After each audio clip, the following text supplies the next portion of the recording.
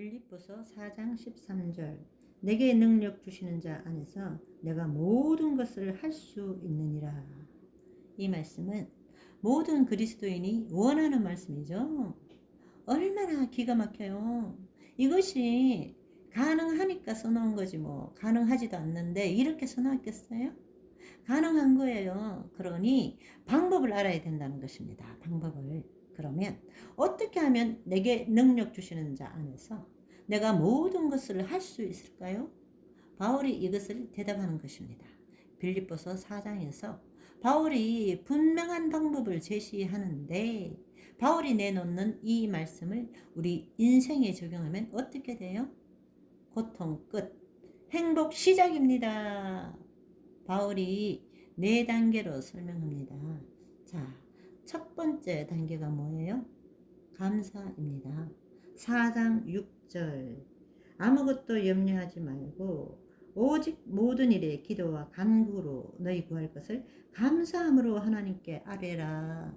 자, 여기서 염려라고 그랬는데 염려를 원어로 보면 염려로 가득 찬 이런 뜻입니다. 그런데 성경에서 말하는 염려는 세상에서 말하는 염려하고는 다릅니다. 성경에서 말하는 염려는 너희들이 너 자신을 의지하기 때문에 생기는 쓰라린 근심, 그것을 염려라고 하는 것이에요. 성경이 말하는 염려가 뭐예요? 나를 의지해서 살 때 생기는 염려, 그것이 성경이 말하는 염려입니다. 그런데 하나님을 의지하고 살다가도 염려가 있을 수 있나요? 염려가 있을 수 있습니다. 그런데 그것은 이 염려와는 좀 다르다는 것이죠. 그것은 나를 겸손케 하고 나를 하늘로 인도하는 필요 적절한 고난이라고 보는 것입니다. 자, 아무것도 염려하지 말라. 염려하지 말라는 말이 그러니까 뭐예요? 너희 자신을 의지하지 말고 하나님을 의지하라는 것입니다. 성경에서 염려하지 말라 이 말씀은 하나님을 의지하라는 말과 동일합니다. 하나님을 의지하지 않으면 염려에서 벗어날 수가 없습니다. 빠져나올 수가 없다는 것이죠. 상황이 어떻게 풀릴지 모르지만 하나님을 의지하고 믿음으로 감사함으로 기도하라. 이것이 바울의 말씀이에요. 아무것도 염려하지 말고 오직 모든 일에 기도와 간구로 너희 구할 것을 감사함으로 하나님께 아뢰라. 여러분, 이제 이 말씀의 의미가 분명해지지 않습니까? 아무리 상황이 어둡고 암울하게 보일지라도 하나님을 신뢰함으로 감사하라는 것입니다. 하나님께서 나를 위한 최선의 길로 인도하신다는 것을 내가 믿기 때문입니다. 믿음으로 염려에서 빠져나오는 것입니다. 믿음으로. 만족과 기쁨은 그러니까 어디에 달려 있어요? 저와 여러분의 믿음에 달려 있다는 것입니다. 무엇을 믿어요? 하나님을 믿는 것입니다. 아무것도 두려워 말라. 주 나의 하나님이 지켜주시네. 놀라지 말라. 겁내지 마라. 주님 나를 지켜주시네. 내 맘이 힘에 겨워 지칠지라도 주님 나를 지켜주시네.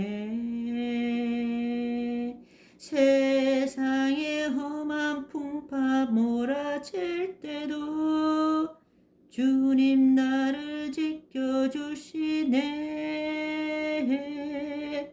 주님은 나의 산성,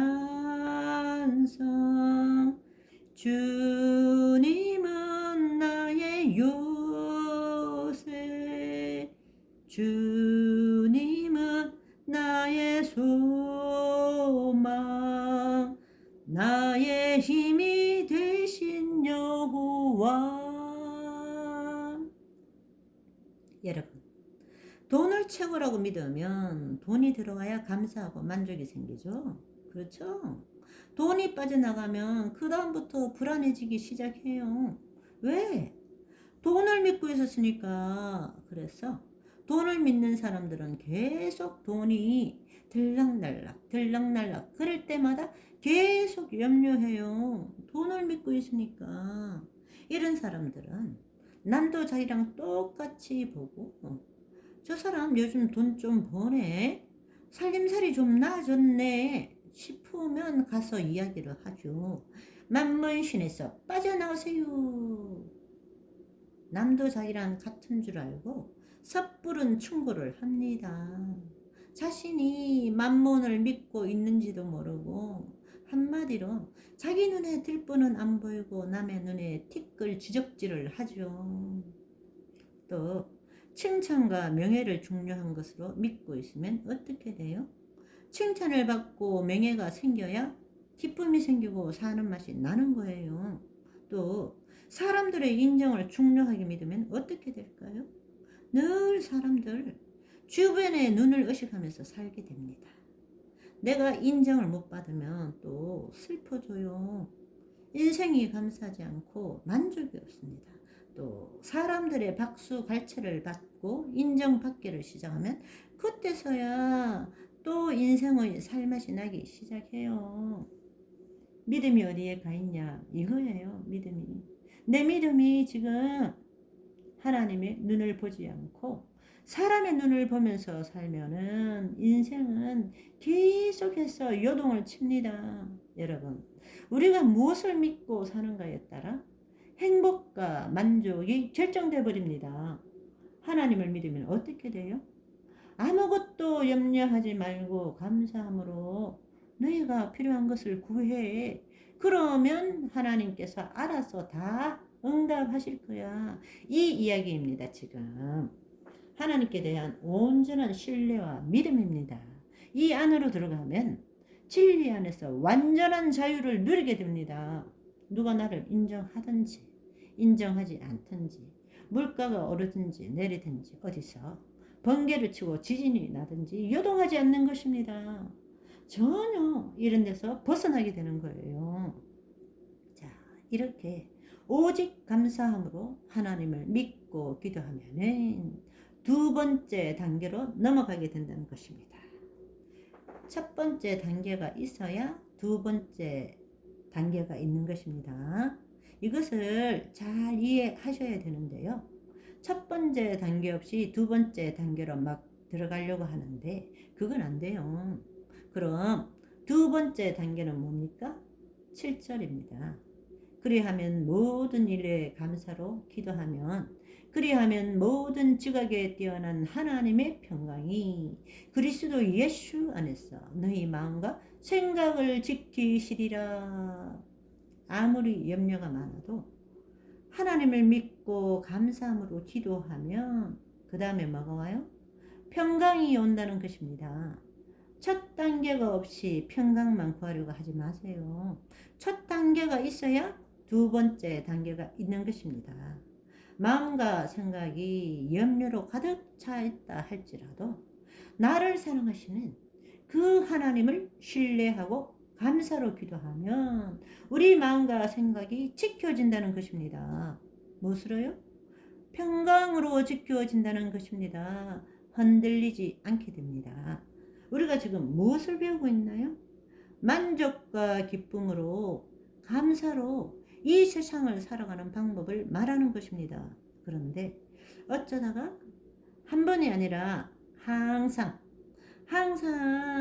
여기에서 하나님께서 능력을 주시는 신앙의 비결이 나온다는 것입니다.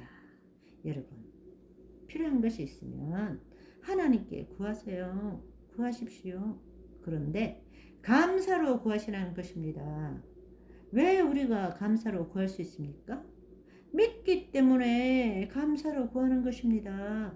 나를 최선의 길로, 나의 인생의 길을 최선의 길로 인도하신다라는 하나님에 대한 신뢰가 있기 때문에 믿음으로 감사로 기도할 수 있는 것입니다. 기도하셨으면 어떻게 해야 돼요? 하나님께 맡기셔야죠. 하나님께서 알아서 나를 인도하실 거라는 믿음, 하나님께서 알아서 내 자녀를 인도하실 거라는 믿음, 하나님께서 알아서 내 재정을 움직이실 거라는 믿음, 이 믿음 때문에 평강이 오는 것입니다. 내가 문제를 해결해서 평강을 찾는 것이 아닙니다. 여러분, 내 생각, 내 판단, 내 계획으로 살아가면 항상 상황이 움직이고 꼬일 때마다 불안하고 두렵습니다. 참 슬픈 인생이죠. 자기 인생을 자기가 망가뜨리는 생애입니다. 저와 여러분은 항상 하나님의 뜻을 살피며 어떤 일에도 주님을 신뢰함으로 마음의 평강이 넘쳐 흐르시는 귀한 인생을 살아가시기를 바랍니다.